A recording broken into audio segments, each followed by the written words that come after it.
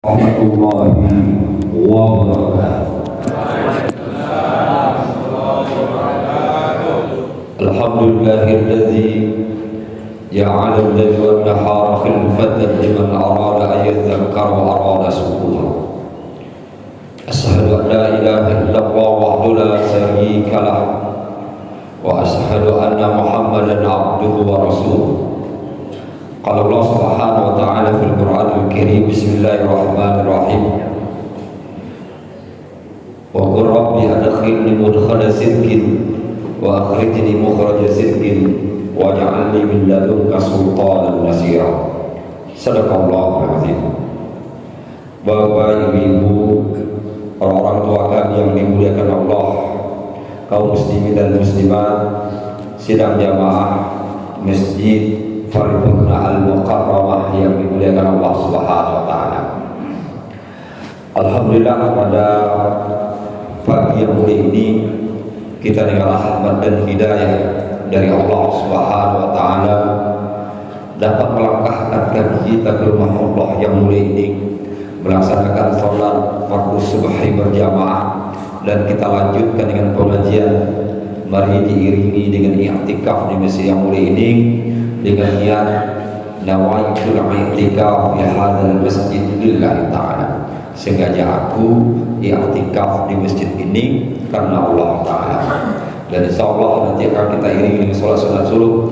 Mudah-mudahan apa yang kita lakukan ini mendapat ridha dan inayah dari Allah Subhanahu wa taala. Amin ya rabbal alamin. Salawat salam kepada Nabi kita Muhammad sallallahu alaihi wasallam. Allahumma shalli ala sayyidina Muhammad wa ala ali sayyidina Muhammad. Bapak yang kami muliakan, kajian kita pada pagi ini membahas tentang, di minggu yang lalu kita bahas tentang bagaimana Islam itu sempurna. Kemudian bagaimana sekarang hari ini kita melihat bagaimana problematika daripada kata bid'ah itu sendiri. Ini memang Bapak Ibu yang kami muliakan, bagi orang kalau sudah berbicara tentang kata bid'ah atau bid'ah kadang-kadang menjadi problem. Padahal sekarang sudah ada film namanya bid'ah, itu film Walid. Bapak Ibu yang kami muliakan, saya melihat begini, ketika Rasulullah mengatakan kullu bid'atin dolalah wa kullu dolalatin finnar, kalau diterjemahkan secara literal artinya kullu bid'atin dolalah, setiap bid'ah itu sesat, wa kullu dolalatin finnar, setiap yang sesat masuk neraka. Berat nih. Karena ada sebuah statement itu, semua yang bid'ah adalah masuk neraka, sesat masuk neraka. Kullu bid'atin dolalah wa kullu dolalatin finnar. Hadis ini kalau ditengok beberapa kitab hadis cukup banyak, tapi di akhir kalimatnya tetap sama, itu dengan menggunakan kata kullu bid'ah. Maka perlu Bapak Ibu yang kami muliakan, dalam memahami hadis ini tidak cukup menengok artinya saja secara bahasa, tapi harus juga dilihat susunan bahasanya. Susunan bahasa ini kalau di dalam kajian analisis bahasa disebut dengan perspektif semantik, tinjauan semantiknya. Tinjauan bahasa ini Bapak Ibu yang kami muliakan, yang kita lihat dulu kullu itu diterjemahkan bahasa Indonesia setiap. Tapi apakah setiap ini bermakna semua, atau kullu itu berarti sebagian? Karena kalau kita kembali kepada ayat-ayat Al-Quran, ketika Allah mengatakan kullu nafsin za'iqatul maut, setiap diri akan mati, maka kullu di sini artinya semua yang hidup nanti akan mati. Tapi ketika Allah mengatakan wa dammarna kulla syai'in dan kami hancurkan segala sesuatu, kulla syai'in, segala sesuatu. Maka kata kullu syai'in ini, kullu ini bukan berarti semuanya dihancurkan Allah, tapi sebagian ada dihancurkan Allah, sebagian tidak, karena berkaitan dengan azab atau bala diturunkan Allah kepada suatu kaum. Maka arti wadamarna kulla syai'in berarti kami hancurkan, kata Allah, sebagian yang kami hancurkan. Kalau kita tengok beberapa ayat demikian cukup. Ada ayat itu dipahami kullu itu dengan kata semua secara totalitas, ada dipahami dengan kullu itu sebagian. Sekarang kullu bid'atin, kullu ini bagaimana? Apakah kita pahami semua yang bid'ah atau sebagian bid'ah? Maka harus kita tengok kata sesudahnya. Kata sesudah ini Bapak Ibu yang kami muliakan, Allah gunakan kata bid'ah. Bid'ah, tidak al-bid'ah. Nah, itu beda. Sama dengan kitabun dengan al-kitab. Maka Allah mengatakan zalikal kitabu la raiba fihi. Kata zalikal kitab itu diterjemahkan kitab itu. Tapi kalau ditengok beberapa terjemah dalam Al-Quran, kenapa dikatakan Al-Quran? Karena di situ tertulis Al-Kitab. Berarti Bapak Ibu yang kami muliakan, ketika kalimat kata bahasa Arab tanpa alif dan lam dengan tanpa, maka alif lam itu disebut dengan ma'rifah. Ini dalam kajian bahasa disebut. Kalau dia al-bid'ah berarti bid'ah itu menggunakan alif lam ma'rifah. Kalau tanpa alif lam disebut nakirah. Maka ada kata disebut ma'rifah, ada kata disebut nakirah. Nah, ini kan kajian bahasanya demikian Bapak Ibu yang kami muliakan. Tapi kalau orang pernah belajar bahasa, dia akan mudah memahami. Tapi ketika kita memahami lebih jelas lagi Bapak Ibu, apa beda antara ma'rifah dengan nakirah? Apa beda kalau pakai al-bid'atu dengan bid'atun yang nakirah? Kalau kata pakai disebut dengan ma'rifah, itu artinya Bapak Ibu yang kami muliakan, dia sudah diketahui, berarti bentuknya satu.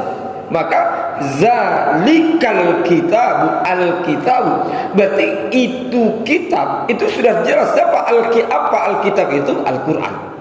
Coba Allah tulis zalika kitabun, nah, itu lain lagi artinya. Kenapa? Karena nakirah tanpa alif lam itu artinya umum, dua lebih daripada satu. Jadi artinya apa? Dua ke atas. Maka ketika dikatakan zalika kitabun, berarti nanti artinya apa? Itu kitab, bukan Al-Quran saja. Bisa Zabur, bisa Taurat, bisa Injil.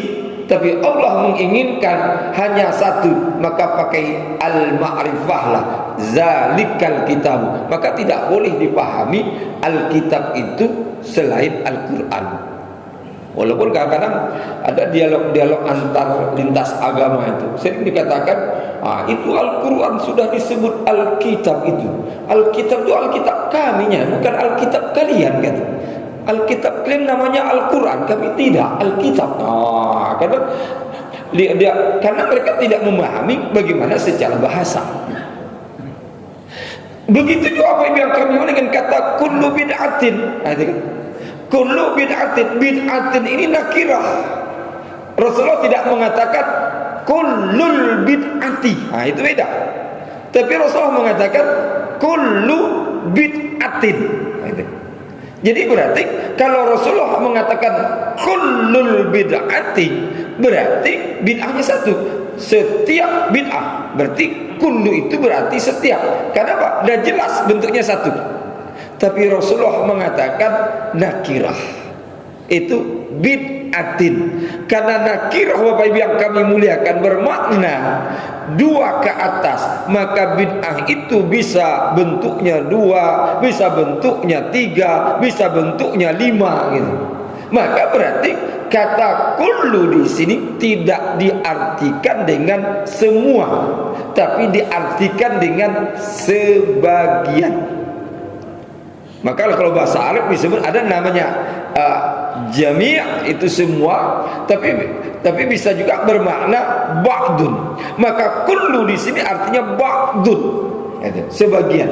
Berarti Bapak Ibu yang kami muliakan, kalau kita memahami kullu bid'atin berarti sebagian bid'ah dolalah, sesat. Berarti kalau sebagian bid'ah adalah sesat, berarti sebagian lain tidak sesat. Itu memahami secara bahasa Bapak Ibu yang kami muliakan. Tapi ketika dipahami secara bahasa kata hadis ini, disitulah terjadi perbedaan dalam pembagian bid'ah. Yang mengatakan bid'ah itu satu itu adalah pendapat Ibnu Taimiyah. Dia memahami bid'ah itu hanya satu, itu sesat sesuai dengan hadis Nabi. Tapi ketika Ibnu Taimiyah membahas sesat satu bid'ah itu, tapi dia tidak menafikan ada sebuah kemaslahatan. Maka ada bukunya Al-Qada' 'alal Masalih. Jadi kemaslahatan yang ditetapkan. Begitu juga ketika dalam kitab Al-Iqtisad As-Suyuti, dia membahas bid'ah itu hanya satu, tapi dia tidak bisa menafikan tentang al-masalih, kemaslahatan. Maka kemaslahatan itu dikatakan bukan bid'ah. Maka akan terjadi pemahaman lebih luas lagi kalau dianalisis pendapat mereka.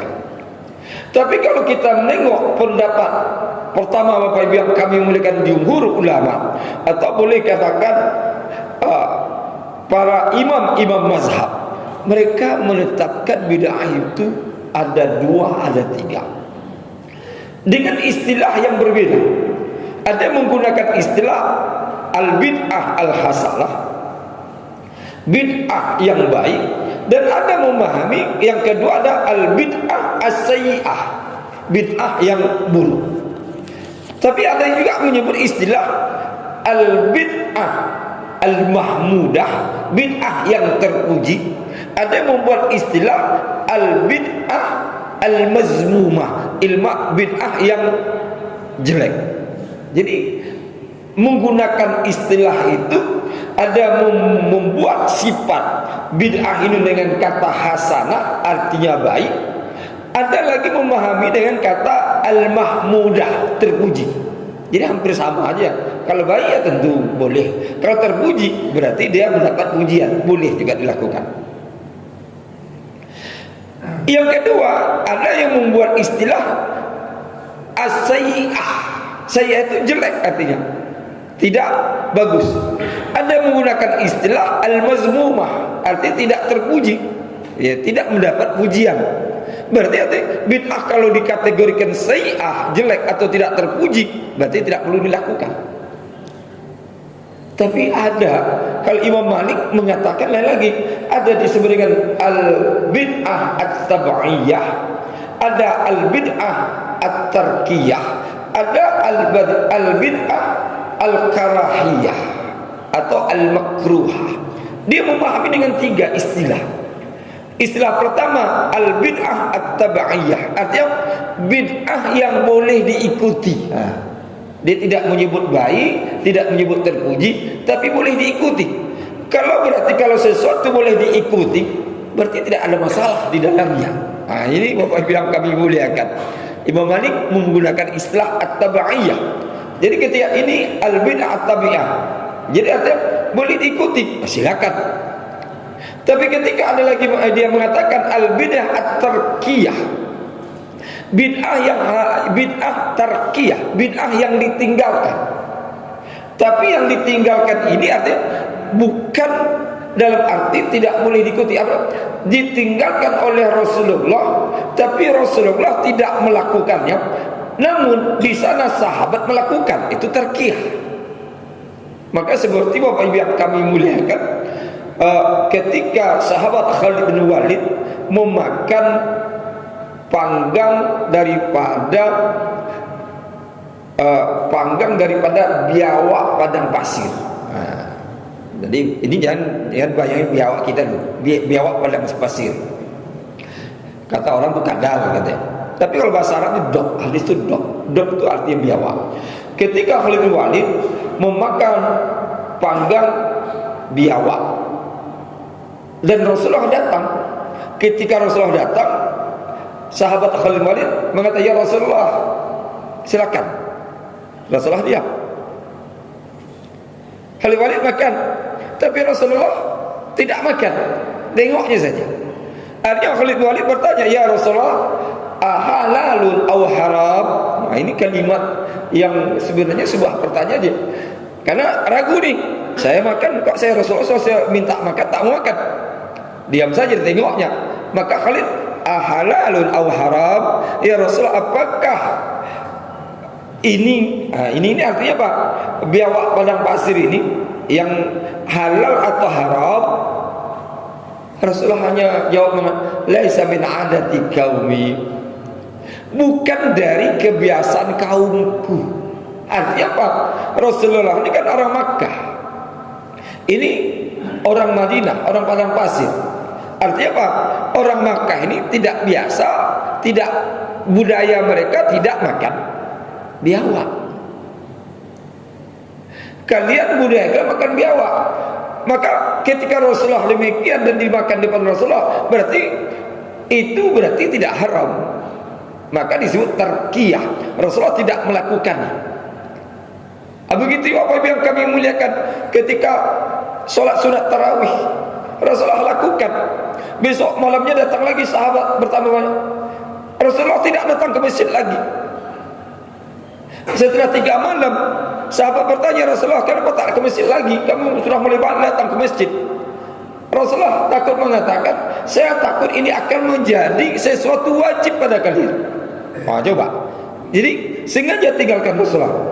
Abu Bakar juga tidak lakukan. Umar baru, itu pun di pertengahan jabatan Umar bin Khattab baru dia lakukan sholat tarawih itu. Kenapa? Dia jalan malam hari, ditengoknya di Masjid Nabawi itu ramai orang sholat, tapi sholat mereka itu dengan banyak jamaah. Di sini ada jamaah, sini ada jamaah, ini ada sejamaah, macam-macam imannya. Umar menengok, kalau disatukan dengan satu jamaah kan indah nih. Maka terkenal ucapan Umar, bid'atul bid'ah, artinya nikmatul bid'ah, artinya nikmat ini bid'ah yang nikmat. Jadi Bapak Ibu yang kami muliakan, maka Imam Malik mengatakan ada tarkiyah, tidak dikerjakan Rasulullah tapi boleh dilakukan. Ini kenapa? Banyak dalil Bapak Ibu yang kami muliakan berkaitan demikian. Karena Rasulullah anda takut nanti akan menjadi suatu kewajiban. Rasulullah juga menjelaskan, menyerahkan bagaimana metode dan cara.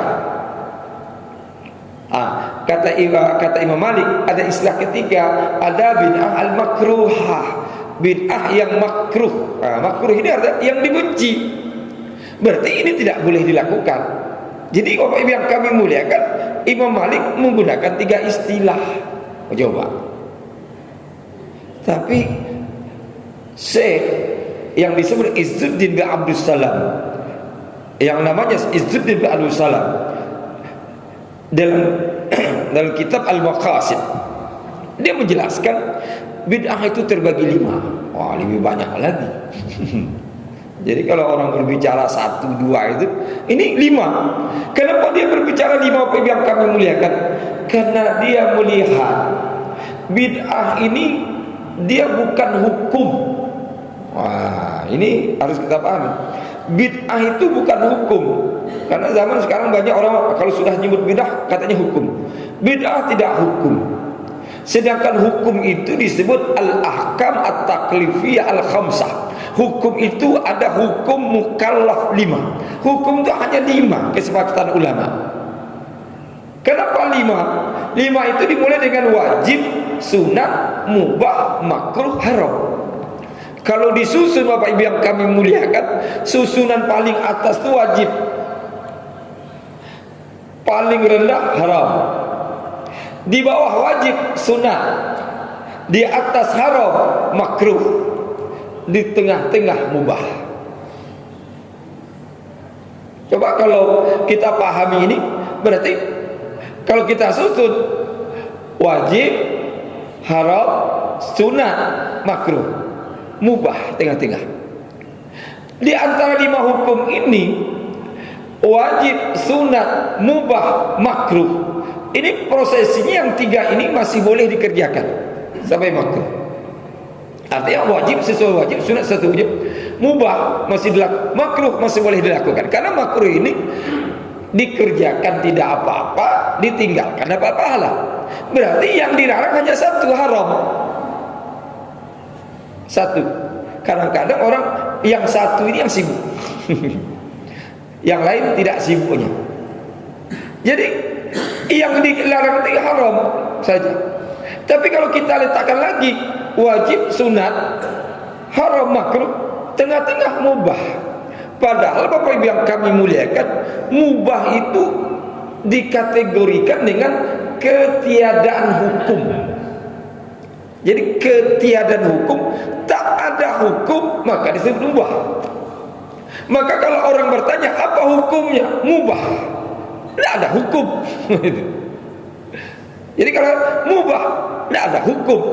Hukumnya kalau naik ke atas, karena mubah itu kalau naik ke atas menjadi sunat dia. Kalau turun ke bawah jadi makruh. Maka kalau orang mengatakan tidur di siang hari mubah, tidak ada hukum. Tapi ketika tidur di siang hari bulan Ramadan, sunat dia. Nah, kan jadi hukumnya. Tapi tidur di siang hari bulan Ramadan dari pagi sampai maghrib,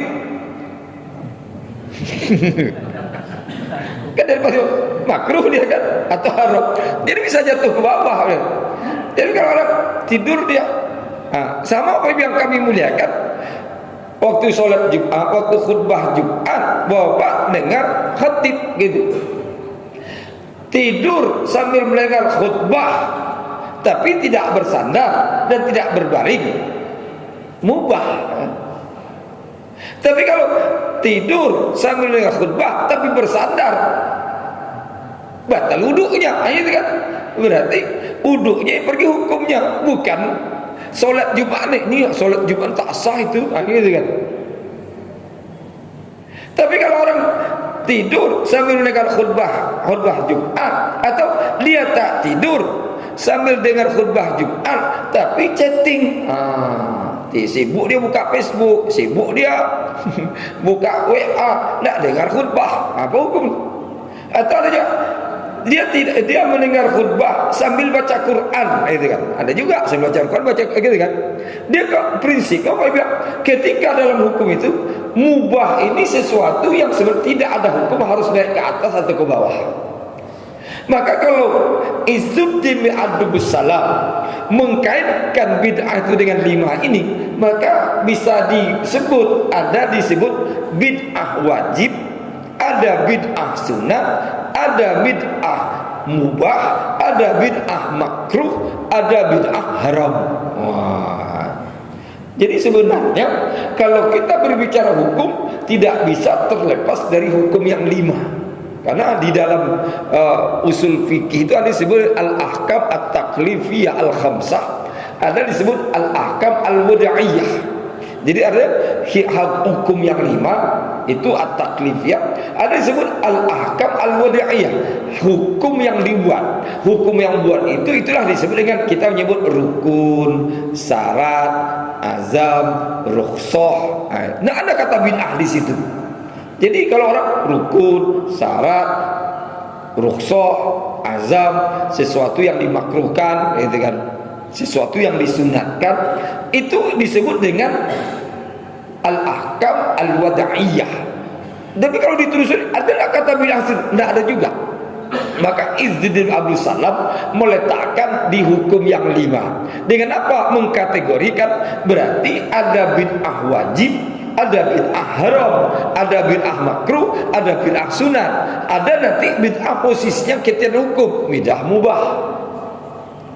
Maka dalam ini Bapak Ibu yang kami muliakan, berarti sesuatu yang dikaitkan hukum harus kembali kepada hukum. Maka diistilahkan ma la yatimul wajib illal wajib, tidak sempurna suatu yang wajib kecil wajib. Maka kalau katakan solat wajib, maka wajibnya solat harus berwudu, maka wudu harus wajib. Kan? Ketika wudu wajib, wudu ini pakai air, maka airnya harus air yang boleh untuk berwudu. Tapi kalau ada orang dicurinya air orang untuk wudu, bagaimana hukum wudunya? Kan gitu perginya. Tidak ada air, curi air orang ini untuk wudu. Ini berarti Bapak Ibu yang kami, berarti kita berpikir sekarang, berarti mencuri air orang berarti hukum mencuri. Tapi air mencuri ini dibawa wudu, maka wudunya akan menimbulkan berarti wudu dengan dosa. Kalau wudu dosa, bagaimana solatnya? Maka oleh ulama, solat itu tidak sah, tapi dia berdosa mencuri tadi. Begitu hukum itu berkaitan. Maka ketika kita berbicara bid'ah, Bapak Ibu yang kami muliakan, berarti bid'ah tersebut tidak bisa didudukkan dengan satu kedudukan, tapi harus lihat dulu kalau kita bawa pada hukumnya. Hukumnya ini Bapak Ibu yang kami muliakan, yang disebut dengan istilah ini wajib atau sunat atau makruh atau haram. Sama Bapak Ibu yang kami muliakan, seperti hadis Khalid bin Walid tadi. Jadi artinya apa? Bukan dari kebiasaan orang saya, artinya budaya. Coba sekarang kalau Bapak Ibu pergi ke Meranti, ke Bangkalis, sana tuh orang tuh kalau sagu itu ada ulat sagu. Ulat sagu sebesar ini tuh putih. Kalau yang orang sana itu buangnya kepalanya langsung gigit itu. Dimakan mereka. Coba kalau Bapak dihidangkan itu yang tak biasa, mau tak makan? Sama saya dulu waktu di Jawa itu, saya dihidangkan ketika bertamu semua kawan, dihidangkan peyek. Tapi peyeknya bukan peyek kacang, peyek laron. Kalau kita kan kacang yang disusun, itu laron yang disusun. Tahu Bapak Ibu laron itu kan? Kalau musim hujan banyak itu di apa? Kalau bahasa kita apa laron tuh?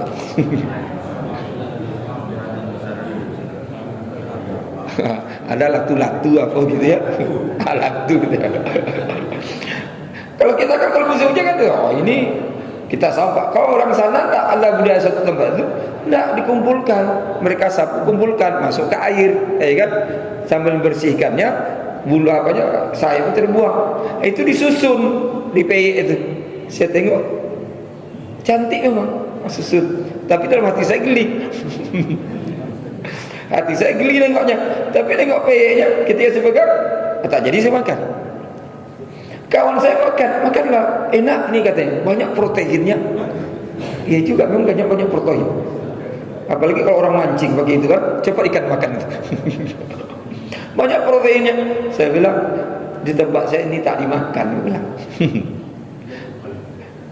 Padahal kalau kita berbicara hukum, laron ini kiasnya kepada belalang, halal dimakan. Halal dimakan. Tapi halal itu kan tidak bisa kita halal ke semua orang, dipaksa semua orang makan, tidak bisa. Kalau saya tengok geli, di tempat saya tak makan ini bilang. Itu kan paling ditangkap orang untuk mancing aja, umpan mancing bilang. Ya, jadi Bapak Ibu yang begitulah hukum kita tengok, tidak bisa kita tengok satu sisi. Nanti satu sisi ini kadang-kadang menjadi persoalan, Pak. Belum tentu di sisi yang lain bisa.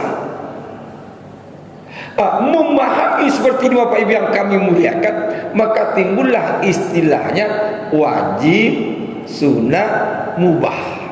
Jadi kalau sudah mubah itu, ini kiasnya belalang, ya mubah, silakan. Tapi ketika saya dihadapkan, saya tak makan, bukan berarti itu haram. Begitu Bapak Ibu yang kami muliakan, Rasulullah di zaman Rasulullah, ketika di zaman Rasulullah yang muazzin itu kan hanya dua saja, Bilal dan Abdullah bin Maktum, itu aja. Maka kata orang, ini bukan azannya Rasulullah, kapan Rasulullah azan gitu. Tapi ketika orang mengatakan muazzin itu dikategorikan azan dua, gitu kan. Dan itu diterapkan ketika sholat subuh. Maka sebelum subuh ada azan pembuka itu dilakukan Bilal. Itu dihitung artinya azan membangunkan orang untuk sholat. Mau sholat malam, mau sholat tahajud. Nanti Abdul Maktum azan sholat subuh. Maka kalau di Makkah kan, di Madinah kan begitu.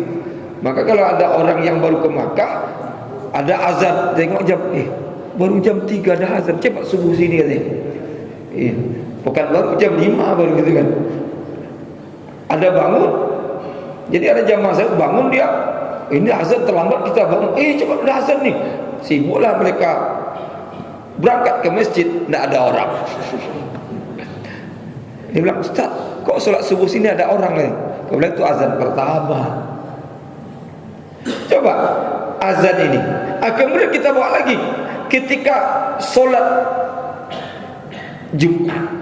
Ada masjid azannya sekali, ada masjid azan 2 kali. Yang azan 2 kali ada ketika sudah masuk sholat zuhur, baru dia azan pertama.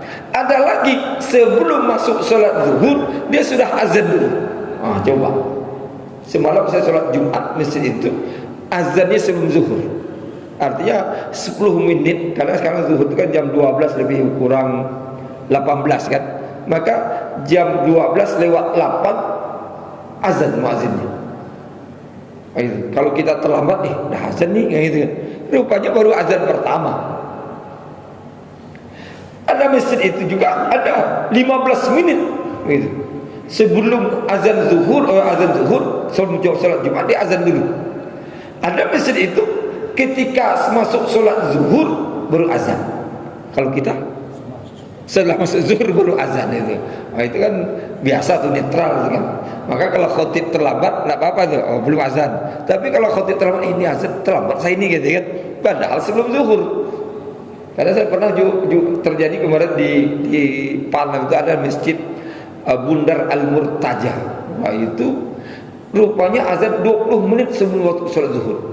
Saya datang 20 menit itu, saya datang dah azan nih. Terlambat, saya tengok jam, saya belum masuk sholat zuhur. Ya rupanya memang azan pertamanya.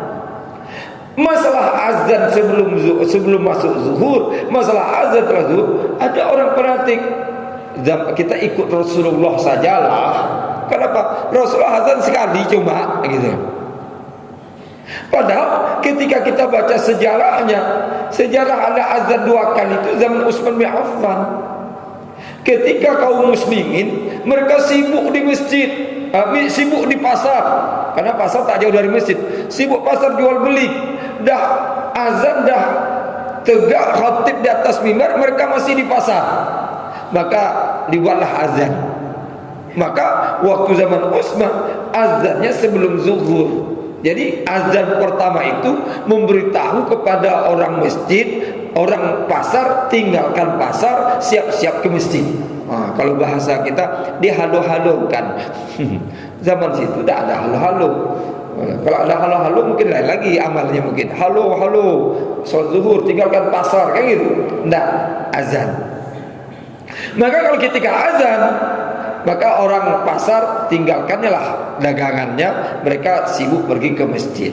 Maka orang sudah duduk di masjid, baru khatib atas mimbar, baru sholat Jumat. Nah sekarang timbul lagi, bagaimana dengan waktu sholat zuhur? Tapi apa yang kami muliakan di Madinah pernah 3 kali azan, 3 kali. Mungkin sudah azan pertama tak mempan, masih di pasar terus, azan 2 kali. Nak mempan juga gitu. Jadi artinya ada lampu kuning, lampu merah, lampu kuningnya gitu. Maka pernah di Madinah sampai 3 kali azan gitu. Untuk apa? Memperingati mereka agar ke masjid gitu. Tapi apa biar kami perkembangan masjid dulu kan hanya satu, perkembangan masjid cukup banyak. Sini masjid, sana lagi masjid, ya kan? Di sana masjid Sulaim, nak jauh juga. Di sana ada masjid juga, sana ada masjid. Bahkan suara azan pun terdengar dengan adanya mic. Masjid dengan masjid, Bapak Ibu yang kami muliakan, Dan sekarang dengan teknologi, sebelum sholat Jumat diputarkan kaset ngaji. Berarti ada tanda-tanda menyuruh orang pergi ke masjid gitu. Tidak zaman dulu. Sekarang pun sudah tanda-tanda pun banyak yang terlambat kadang. Banyak yang terlambat dan tanda-tanda itu. Itu. Jadi Bapak Ibu yang jadi kalau posisi demikian katanya harus lihat ini azan 2 kali ini kalau dikategorikan bid'ah ya bid'ah ya. Tapi bid'ahnya konteksnya apa? Bisa saja kalau daerah itu azan sekali tak cukup 2 kali gitu. Saya pernah Bapak Ibu yang kami muliakan kalau kita pergi masuk daerah Badak Hang Tuah Hujung, masuk kita dalam Badak itu kan orang-orang buat batu bata itu. Jadi saya datang ke masjid 20 menit sebelum sholat itu datang ke masjid. Datang masjid yang ada di masjid hanya 2 orang saja, imam, muazzin. Masuk saya 3 orang. Ketika azan dikumandangkan, dah masuk waktu sholat, azan dikumandangkan, baru di masjid itu sekitar 10 orang saja. Wah ini lama. Jadi biasanya nunggu 10 menit itu setengah jam belum orang datang. Kenapa? Menunggu 40 orang ini lama ini. Kata imamnya, kita lanjut Ustaz ya. Nanti kan sambil datang betul terpenuh 40 terupanya. Iya, ketika azan kedua itu mulai datang. Ketika khotib di atas sampai juga 40 orang lebih. Sampai sholat saya tanya, kenapa lambat sih? Ustaz, kami di sini kan kerja di batu bata. Jadi ketika azan pertama kami baru berhenti itu. Badan kami ini penuh dengan lumpur. Itu. Jadi kami mandi dulu. Ya kalau mandi dengan lumpur lama Pak. Beda kita mandi tak berlumpur kan 10 menit, 5 menit cepat itu. Mereka kalau mandi pakai lumpur itu ya 2-3 kali belum tentu bisa setengah jam. Jadi kami mandi dulu. Dan mandi baru ke masjid, maka agak terlambat. Iya, dalam hati saya mungkin perlu di sini 3 kali azan deh. Jadi azan pertama suruh berhenti kan, azan kedua berangkat ke masjid karena selesai mandi. Udah juga 3 kali itu. Tapi tak berani juga nyebut itu. Nanti tersinggung juga orang ustaz jadi kami itu. Jadi Bapak Ibu yang kami di sini yang harus kita lihat memaknai bid'ah itu. Jadi tidak bisa kita memaknai termasuk Bapak Ibu azan ini kalau kita bicara azan. Azan ketika di atas kuburan. Kalau dulu, kalau tahun 80, 90, tahun awal tahun 2000 itu tak pernah orang ribut. Karena di Pekanbaru ini bukan budaya kita azan di atas kuburan. Tapi ketika berkembang teknologi, ada berita, ada Habib Saleh meninggal dunia, ada ulama Saleh meninggal, disorotlah ada azan di atas kuburan. Maka orang Pekanbaru buatlah azan di atas kuburan gitu. Akhirnya apa? Terjadi perbincangan apa hukumnya gitu. Kalau ada orang yang kaku, dia bilang tak pernah dikerjakan Rasulullah. Ketika Rasulullah meninggal tak ada azan di atas kuburannya. Ketika Abu Bakar meninggal tak ada azan di atas kuburannya. Ketika Umar meninggal tak ada azan di kuburannya. Bahkan ketika Ali, Utsman dan orang-orang sesudahnya tidak ada dikerjakan azan di atas kuburan. Oh berarti tak boleh itu. Itu orang itu pandai-pandai aja. Bid'ah itu. Akhirnya pergi ke sana Bapak Ibu yang kami mulai. Padahal kalau kita telusuri secara riwayat, memang azan di atas kuburan itu tidak sampai kepada tahap Rasulullah, tidak sampai pada tahap sahabat, tapi ada di zaman tabi'in. Zaman tabi'in berarti generasi kedua setelah Rasulullah meninggal dunia. Di zaman tabi'in ada azan 2 kali. Ada azan di atas kuburan. Kenapa ada azan di atas kuburan? Karena mereka mengkiaskan ketika kita lahir diazankan, kalau meninggal diazankan juga. Yang kedua, kalau azan di atas kuburan ada sebuah permohonan, karena azan itu kan menurunkan rahmat Allah. Maka mudah-mudahan dengan diazankan rahmat Allah turun, tenanglah orang di dalam alam kubur itu berapa saat sejenak dengan azan tadi. Itu makna ya Bapak Ibu yang kami. Maka dapatlah di mazhab Imam Syafi'i membolehkannya dan mengkiaskan di masa tabi'in. Kalau masa tabi'in boleh atau tidak gitu.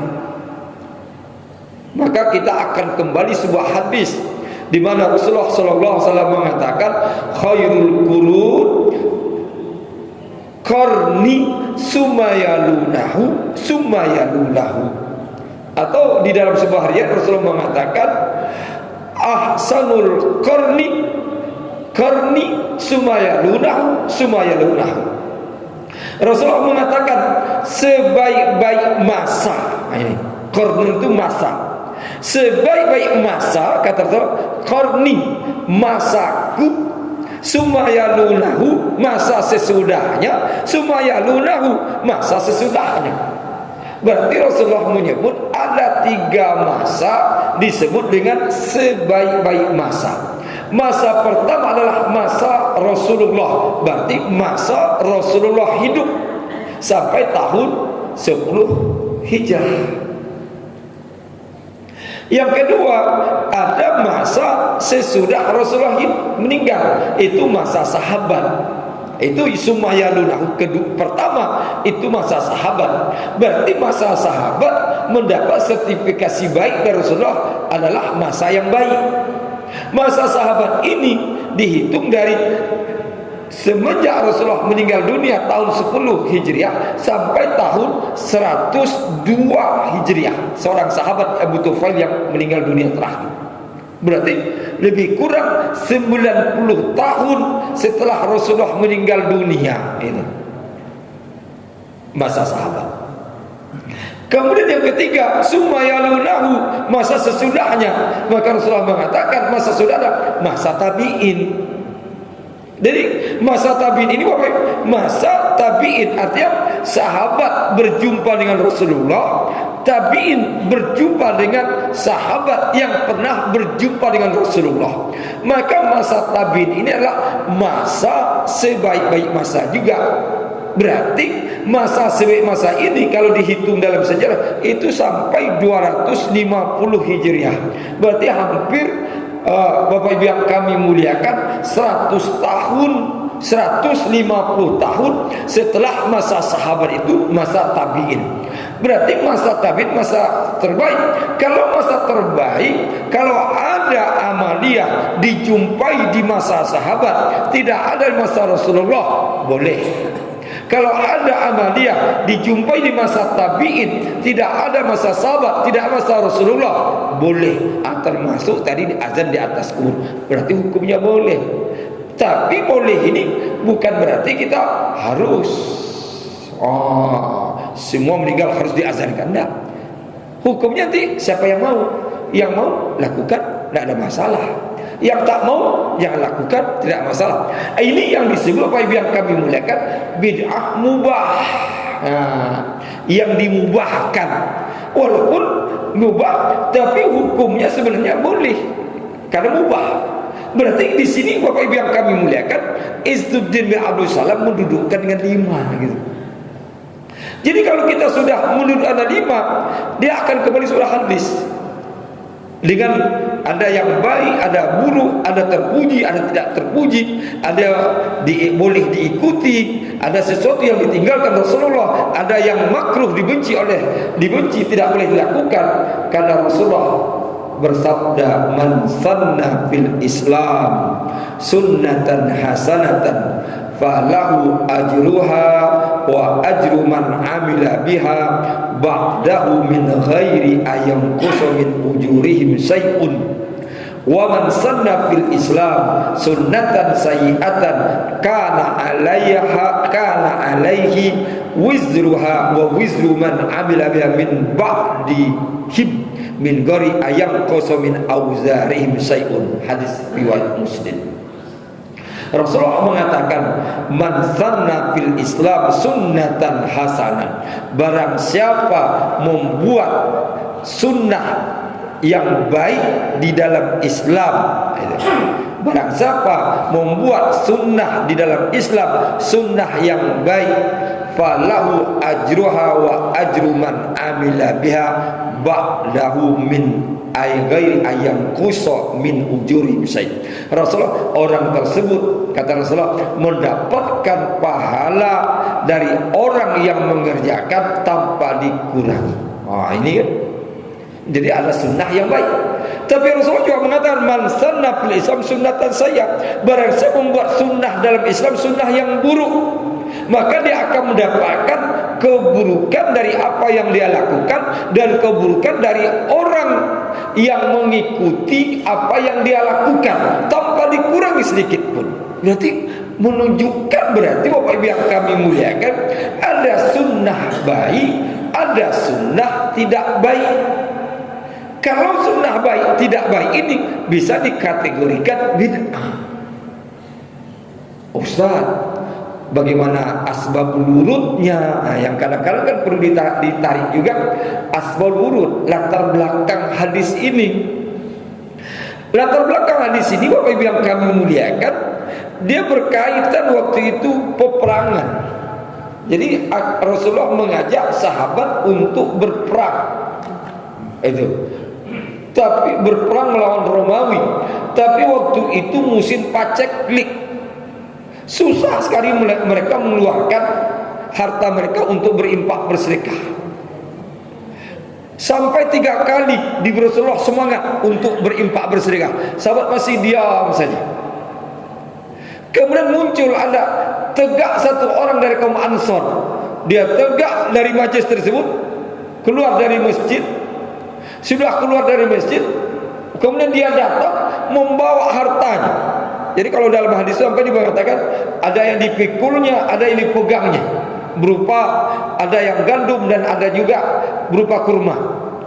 Maka dia datang, diletakkannya di depan Rasulullah, tak ditumpuknya. Ketika dia ditumpuk di sini, sahabat yang lain mulai tegaklah, pulang. Bertumpuklah di depan Rasulullah tumpukan daripada sumbangan tadi. Akhirnya muncul hadis ini, man sanna fil Islam sunnatan hasanan. Artinya apa? Sahabat yang pergi tadi dan menumpukan ini membuat sunnah baik ini, memberi contoh pada orang lain. Ini saya tampakkan, bukan berarti dia riak gitu. Maka dia mendapatkanlah yang baik. Artinya diumumkan Rasulullah, orang yang buat sunnah yang baik dia akan mendapatkan pahala dari yang dia lakukan dan pahala orang mengerjakan. Dia datang dicontoh sahabat lain, dia dapat pahala sebanyak orang yang mencontohnya.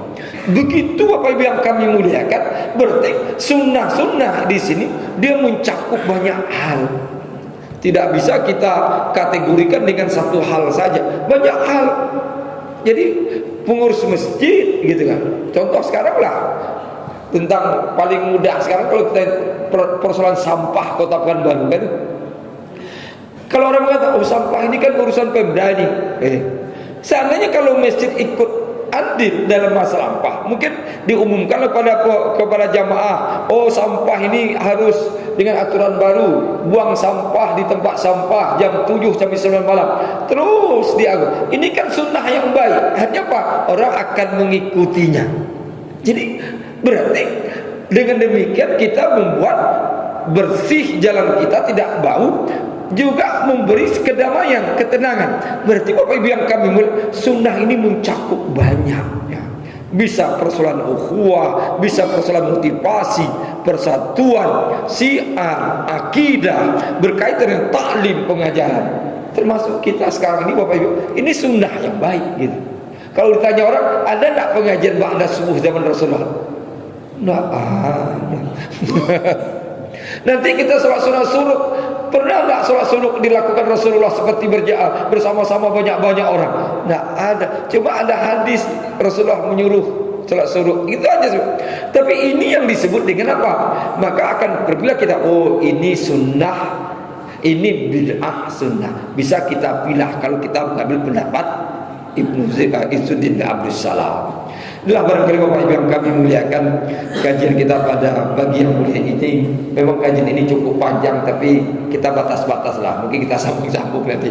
Demikian Bapak Ibu yang kami muliakan, barangkali ada pertanyaan. Ada, silakan Pak. Amiknya.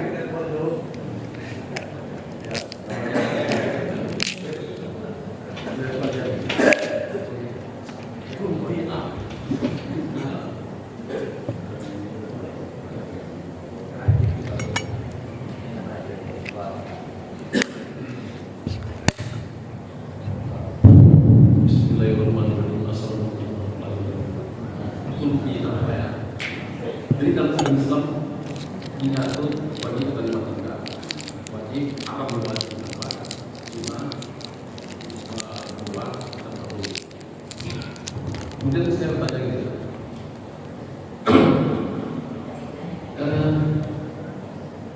bisakah kita definisikan bid'ah tersebut apa yang dilakukan oleh Nabi? Ya kan? Bid'ah adalah keputusan yang kita definisikan, ya kan? Bid'ah tersebut adalah apa yang dikerjakan Nabi itu kita namakan bid'ah, dan apa yang tidak dikerjakan Nabi kita namakan bid'ah. Itu Pak ya. Itu pertanyaan saya. Boleh nggak kita definisikan? Kemudian apa perbedaan antara wajib dan haram? Kemudian halal dengan apa? Dengan kalau Pak, bisa nggak kita definisikan sunnah itu disebut adalah apa yang dikerjakan oleh Nabi itu yang kita kerjakan. Kemudian bid'ah tersebut apa yang tidak dikerjakan Nabi itu tidak boleh kita kerjakan. Boleh nggak kita definisikan seperti itu? Iya. Nah, kemudian apa perbedaannya tentang haram dengan bid'ah, kemudian wajib dengan halal? Terima kasih Pak. Baik. Bapak yang kami muliakan, maka ketika bid'ah itu didefinisikan oleh para ulama, terjadi perbedaan-perbedaan. Maka saya dalam buku saya ini saya tulis berapa pengertian oleh para ulama tentang bid'ah itu sudah mencakup banyak hal. Ada ulama itu memfokuskan bid'ah itu hanya satu macam saja. Ada ulama itu memfokuskan bid'ah itu dengan dipilah dengan bentuk-bentuknya. Tapi ada bid'ah itu dipahami dengan segala sesuatu yang bertentangan dengan sunnah. Maka kalau Bapak tadi mengatakan apa yang dikerjakan Rasulullah kita sebut sunnah, yang tidak dikerjakan Rasulullah sebut bid'ah, berarti kita mempertentangkan bahwa bid'ah itu tidak sunnah. Sohih. Sohih itu benar artinya Pak. Apa dikatakan oleh Nabi adalah sohih, apa yang tidak dikatakan Nabi adalah bid'ah. Iya. Kita definisikan seperti itu. Itu sama dengan mempertentangkan sunnah dengan bid'ah. Karena istilah sohih itu sohih itu lawannya fasid, rusak. Jadi ada nanti lawan-lawannya. Kalau orang berbicara sohih itu lawannya fasid. Kalau makbul lawannya batil. Jadi kalau orang mengatakan ini sholatnya batal, lawannya makbul. Ini nikahnya sahih, lawannya rusak. Gitu. Nah, maka dia ibaratnya berlawanan. Maka dalam istilah para ulama itu demikian. Maka ada yang mengatakan bid'ah itu adalah sesuatu yang dikerjakan Rasulullah yang tidak ada contoh. Itu umum. Sehingga mereka mengatakan bid'ah itu bukanlah sunnah. Tapi ada ulama itu memahami bid'ah itu adalah yang tidak ada dalilnya, baik dalam Al-Quran dan hadis, dan tidak ada contoh dari sahabat. Lebih umum lagi.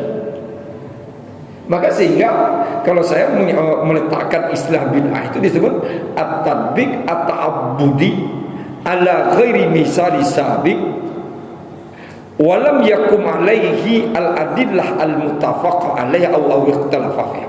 Jadi dikatakan bid'ah itu adalah praktek ibadah yang tidak ada contoh sebelumnya dan tidak ada dalil mufakat ulama atau dalil ikhtilaf ulama. Jadi ada dalil itu, dalil yang mufakat ulama, ada dalil yang ikhtilaf ulama. Dalil mufakat ulama ini itulah Al-Quran, hadis, ijma'.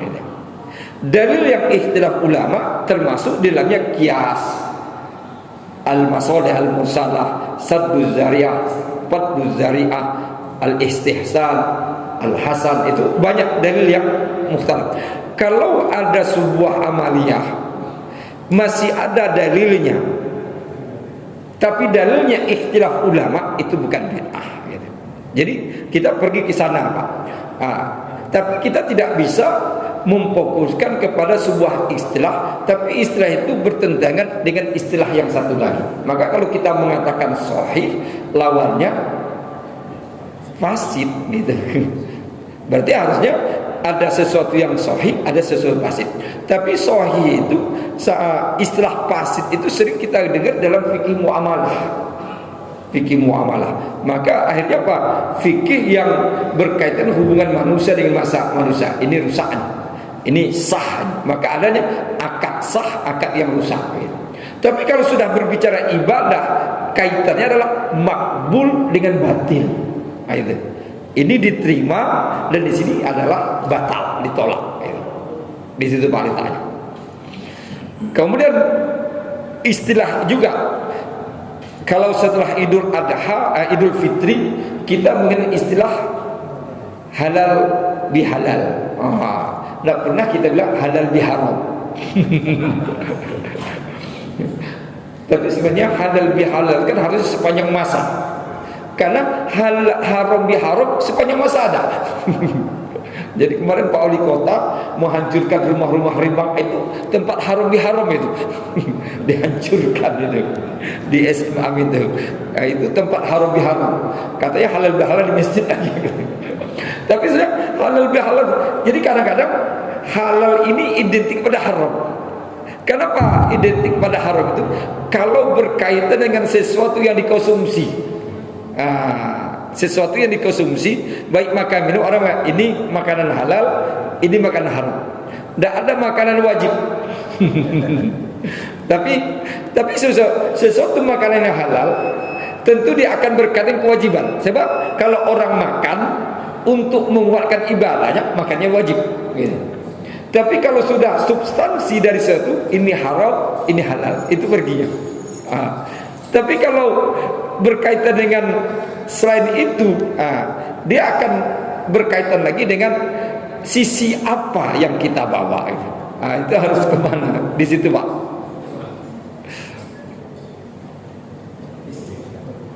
Amin.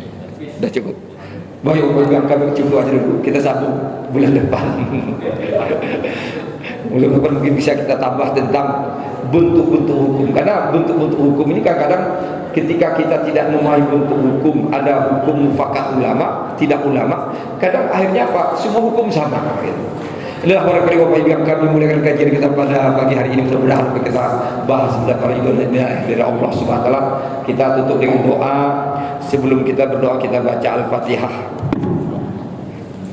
Kita baca Al-Fatihah, kita niatkan untuk kedua orang tua kita. Ala hazini Al-Fatihah. A'udzubillahi minasyaitonir rajim. Bismillahirrahmanirrahim. Alhamdulillahirabbil alamin arrahmanir rahim maliki yaumiddin. Iyyaka na'budu wa iyyaka nasta'in ihdinas siratal mustaqim siratal ladzina an'amta 'alaihim ghairil maghdubi 'alaihim waladdallin. A'udzubillahi minasyaitonir rajim. Bismillahirrahmanirrahim. Alhamdulillahirabbil alamin hamdan yuwafiqu fi mazidihi alhamduka min bagri jalali wajhika wa 'azim sultanik. Allahumma inna nas'aluka bi anna nashhadu annaka anta Allah la antal ahadus samad alladzi lam yalid wa lam yulad wa lam yakul lahu kufuwan ahad. Allahumma ighfir lana ma qaddamna wa ma akharna wa ma asrarna wa ma a'lanna wa ma anta a'lamu bina innaka antas samiul alim. Allahumma ighfir lana wa li abaina wa li ummahatina wa li ajlina wa jaddatina wa li ikhwana akhwatina wa li asatizatina wa asatizatina wa liman ahsana bina wa liman nasarana wa liman awsana bid du'a wa li kafatil muslimin wal muslimat wal mu'minat bi rahmatika ya arhamar rahimin. Allahumma sallimna wa sallimna wa ja'alna muslimin. Allahumma sallim dinana wa sallim dunyana wa sallim akhiratana wa sallim imanana wa sallim tauhidana wa sallim ma'rifatana wa sallim qulubana wa sallim abna'ana wa sallim sababana wa sallim ahlana wa qaumana ya arhamar rahimin. Allahumma antas safi ismi mardana sifaan la yughadiru saqaman ya arhamar rahimin. Rabbana taqabbal minna du'a innaka sami'ud du'a. Rabbana atina fid dunya hasanah wa fil akhirati hasanah wa qina azabannar. Wa akhiru da'wana alhamdulillahi rabbil alamin. Assalamualaikum warahmatullahi wabarakatuh. Waalaikumsalam warahmatullahi wabarakatuh. Terima kasih sama-sama kita ajar kepada Ustaz yang telah mengisi tausiah pada kesempatan ini. Mudah-mudahan membawa keberkahan kepada kita semuanya. Kita tutup dengan doa kepada majelis. Subhanallah wa bihamdika, asyhadu an la ilaha illa anta, astaghfiruka wa atubu ilaik. Wassalamualaikum